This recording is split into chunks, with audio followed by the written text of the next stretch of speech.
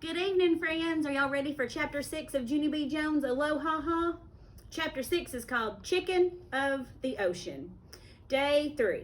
Dear first grade journal, my camera pictures aren't going that good on account of first I got grouchy ladies, and then I look like a doofus. So far, my photo journal is telling the dumbest story I ever heard of. Today will be better, I hope. Because me and Mother and Daddy are going to snorkel. And snorkel is the grown-up word for when you swim with a giant hose in your mouth. I like that word of snorkel. I also like snortle and snarkle and snoodle. Your friend, Junie B, Snorkel.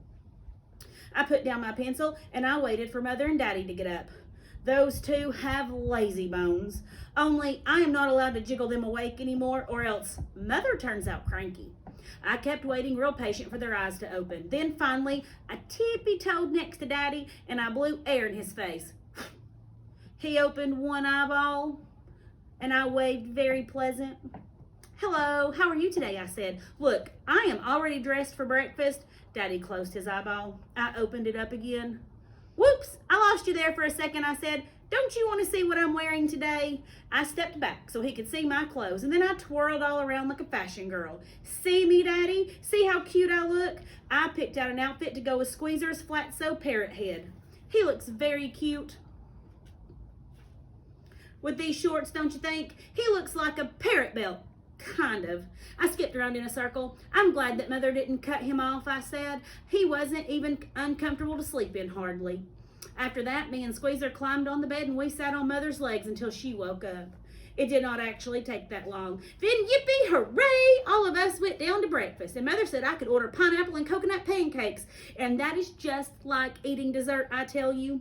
The waitress looked at me and Squeezer and she did a little chuckle. Wow, you already have your swim ring on, huh? She said. All you have to do is blow him up and then you're all set to go. I did a frown at that comment. Yeah, only I can't actually blow him up or else he squeezes the life out of me, I said. The waitress stopped smiling. Oh, she said. Oh my. Then she took our order and she backed away from the table real slow. After breakfast, Daddy had to go on his job interview, and so me and Mother went to the pool while we waited for him. Then, as soon as he got back, hooray, it was time to go snorkeling. After everyone was ready, we got in the car and we drove to a special snorkel beach. That word made me laugh in the car. I said it a million times, I think. Snorkel, I said. Snorkel, snorkel, snorkel. I'm going to snorkel. Here is a snorkel poem. I took a breath. Snorkel, snortle, snoodle, noodle. Snorkel, snartle, snorkel. Mother turned around. Please stop, she said, and she took an aspirin. Mothers do not appreciate poetry, apparently. Pretty soon, Daddy pulled into a beach parking lot and he carried our snorkel stuff to the water. Mother helped me on with my swim fins. Swim fins look exactly like frog feet, except for they are not on an actual frog. It's hard to walk in frog feet. You have to lift your feet way high in the air like you are marching in a band, except for frogs don't march in a band usually, on account of most of them don't play an instrument. After I put on my frog feet, I put on my face mask and snorkel snout. The snorkel snout is a giant hose that you breathe with. Then Daddy took me into the water and we tightened my face mask. And ta-da! I was ready to go. I floated on the top of the water and I breathed through my snorkel snout. I did very good with my breathing because I already practiced this activity in the pool, that's why. And only, wowie, wow, wow, I could not believe the view. I raised up real excited. The ocean bottom is way prettier than the pool bottom, I hollered. You can see clear as a belt down there. Mother and Daddy smiled. Then Daddy said to please use my soft voice. Snorkeling is a quiet sport, Junie B, he said. We don't want to bother the other snorkelers, okay? So the word of the day is quiet. Got it? Got it, I said. The word is quiet. After that, I put on a snorkel vest to help me float, and I held onto a kickboard, and I swam with Mother and Daddy to a special snorkel spot. Frog feet help you swim speedy fast. Even if you're swimming in a flat-sew parrot, you can still be speedy. After we got there, I put my head in the water again and my eyes popped out of my head. The fish were beautiful, I tell you. There were yellow ones and blue ones and orange ones and silver ones and black ones and white ones and spotted ones and striped ones. My heart pounded at the sight of them. I raised my head and pulled my snorkel snout out. Hey, this is just like swimming in the fish tank at my school, I said. Daddy quick put a finger to his lips and he pointed to the other snorkelers. Shh, the word of the day is quiet, remember? He said. I tried to calm my voice, only it kept on staying loud. Yeah, only I don't know how not to be this excited, I said. It's hard to control my thrill. After that, I looked at the beautiful fishes some more. I smiled and smiled inside my head. It was just like being a fish in the zoo, only just then a little bit of trouble happened, and it's called I spotted a stick behind a rock, and then, oh, the stick started to move, and gasp, oh no, the stick swam away, because it wasn't even a stick, that's why. It was an eel, I spotted an eel, I screamed, 911, eel spotting, help. Some of the other snorkelers popped up their heads. Then Daddy popped up his too. Shh, Junie B, shh, there's nothing to worry about, I promise, he said. That eel is perfectly harmless.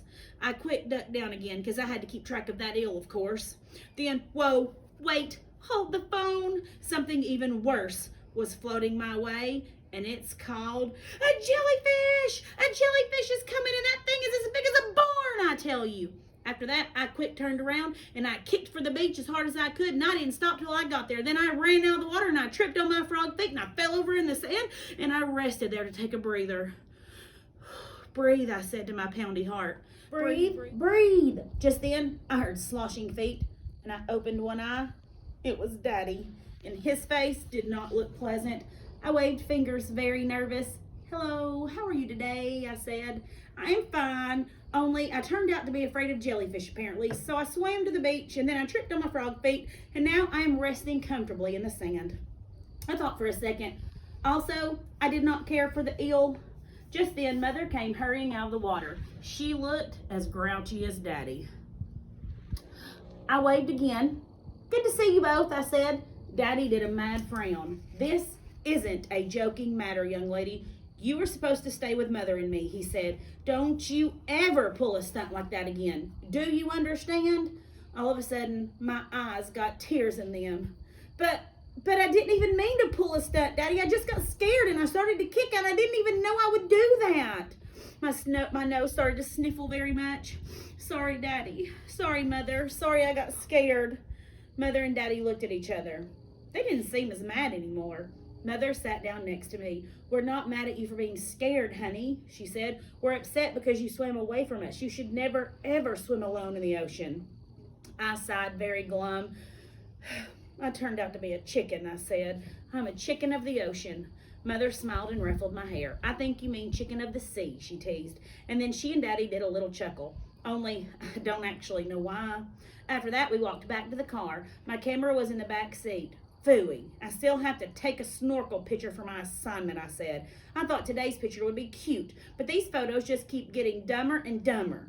I handed Mother the camera, then both of us walked back to the sand to take another dumb picture. She blew a little bit of hair in a squeezer and to make him look a little more lively. And then I posed as good as I could. And click, click. And the caption under this last picture is Day 3. Hawaii is making a fool out of me. See you next time.